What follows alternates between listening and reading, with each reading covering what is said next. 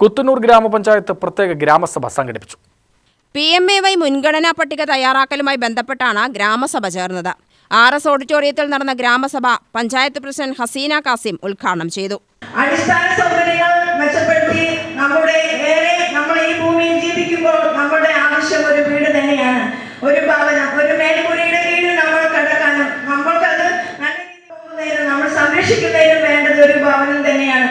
ആ ഭവനമാണ് ഇന്ന് നിങ്ങളുടെ ലക്ഷ്യം എന്നുള്ള ആ ലക്ഷ്യത്തിന് വേണ്ടി നിങ്ങൾ ഇവിടെ ഇത്രയും പേര് ഇവിടെ ഇപ്പോൾ ലിസ്റ്റ് എല്ലാം നമ്മൾ വായിച്ചു കഴിഞ്ഞു എന്ന് എത്ര പേർക്കാണ് ഇത് കൊടുക്കുന്നതെല്ലാം പറഞ്ഞു കഴിഞ്ഞു. എന്നിരുന്നാലും നിങ്ങളുടെ മനസ്സിലെ ആ സന്തോഷം പൂവണിയുന്നതിന് നമ്മുടെ ഗവൺമെന്റ് തരുന്ന ഈ PMAYയുടെ കേന്ദ്ര സർക്കാരിന്റെയും സംസ്ഥാന സർക്കാരിന്റെയും അതുപോലെ തന്നെ പഞ്ചായത്തും ബ്ലോക്കും ജില്ലയും എല്ലാം കൂടി ഒത്തൊരുമിച്ച് കൊണ്ടുപോകുമ്പോൾ നിങ്ങൾക്കൊരു ഭവനം എന്ന സ്വപ്നം പൂർത്തീകരിക്കാൻ കഴിയും.